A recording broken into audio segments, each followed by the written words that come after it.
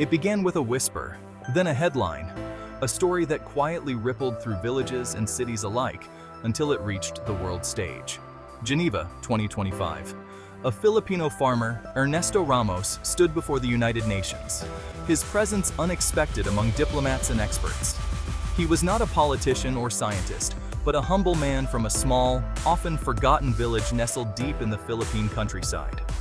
When he spoke, the world's leaders listened, drawn in by the quiet strength in his voice. They expected charts, statistics, and complex solutions to the global food crisis. Instead, they received a story, one that was deeply personal and unexpectedly moving. Ernesto spoke of the earth, of faith, and the quiet dignity found in planting a single seed with hope for the future. His life was defined by the rhythm of the seasons, the patience required to wait for rain, and the resilience to endure storms. The terraced fields his family had worked for generations were more than land. They were a living legacy. He believed that caring for the land was caring for God's creation, a sacred duty passed down through time. To him, a single grain of rice held the promise of life, hope, and the future of his people. Ernesto's story was one of quiet persistence, of rising before dawn and working until the last light faded. He taught children that the earth is a partner to be respected, not a resource to be exploited. In an age of digital noise and constant distraction, his story grounded the world, reminding us of what truly matters. He reminded us that the most profound truths are often the simplest, found in the soil beneath our feet. This is the story of a farmer who, by loving his land and honoring his roots, showed the world how to save itself, one seed, one act of care at a time. Ernesto's day began before the first light of dawn, a time when the world was still and quiet, filled with the promise of a new day. His first act was always a simple prayer of thanks, a moment of gratitude for the life he led and the land he tended.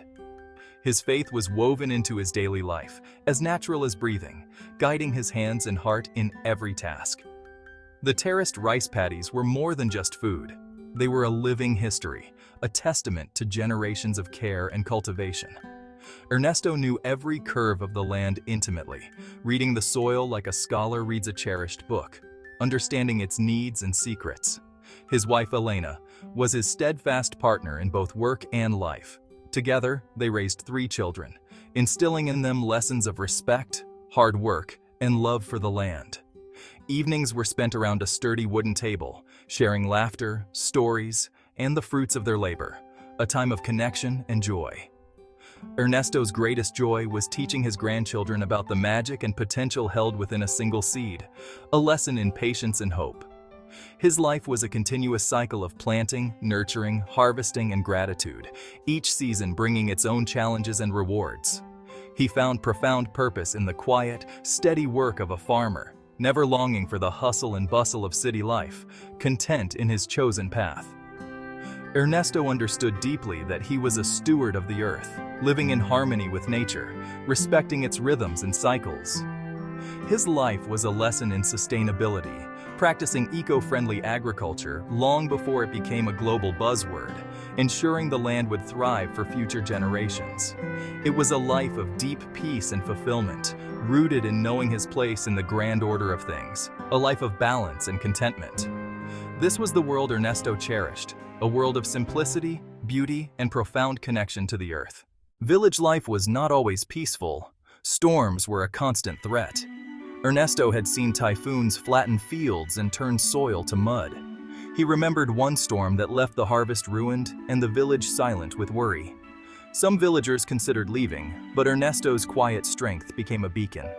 He gathered the community, reminding them of what remained: the land, their hands, and their spirit.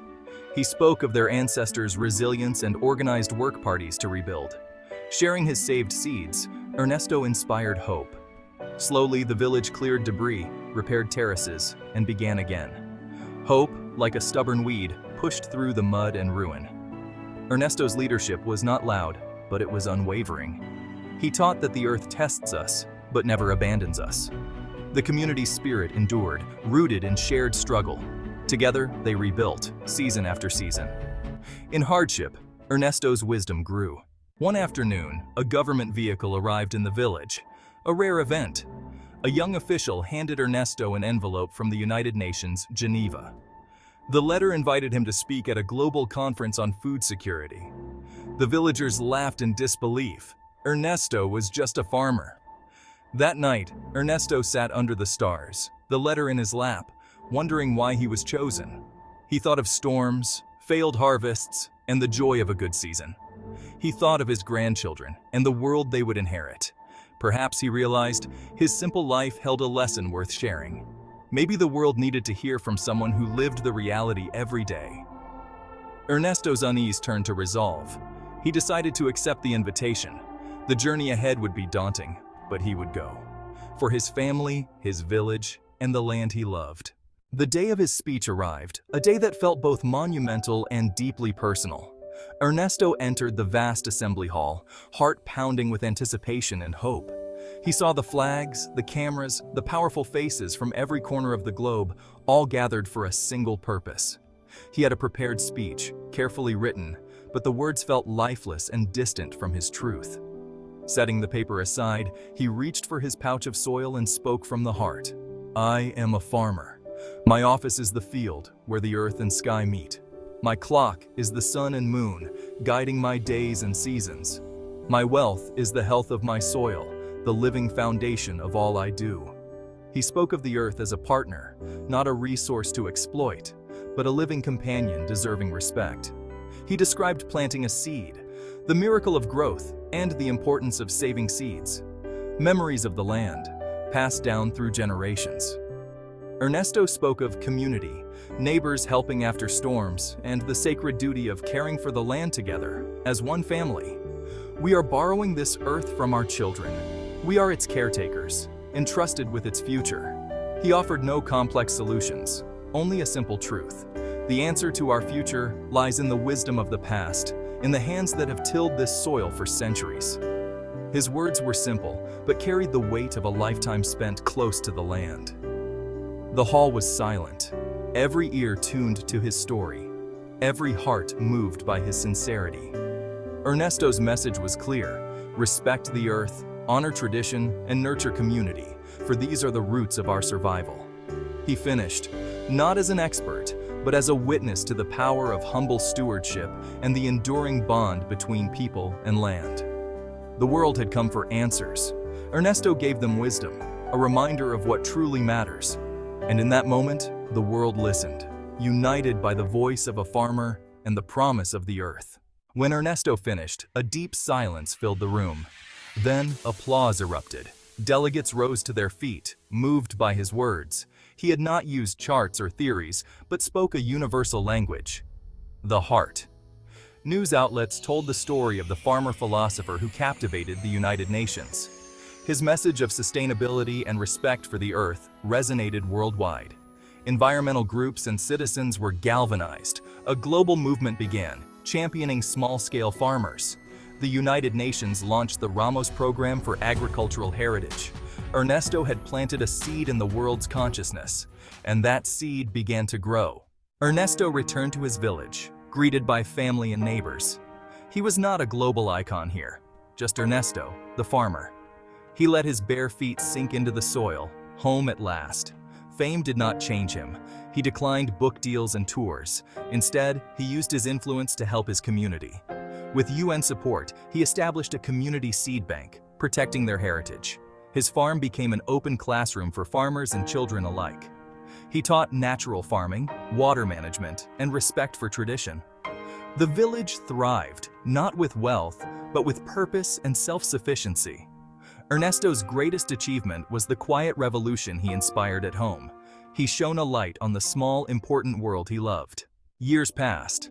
Ernesto grew old, but his eyes never lost their gentle sparkle. He remained a farmer, his legacy written in the living soil of his village. The seed bank stood strong, fields thrived, and young farmers found pride in their heritage. Despair was replaced by quiet confidence. Ernesto taught that true wealth is what you nurture and give back to the earth. The Ramos program grew, supporting millions of small farmers worldwide. His speech became a timeless reminder of our connection to the planet. Ernesto became a symbol of humility, integrity, and love.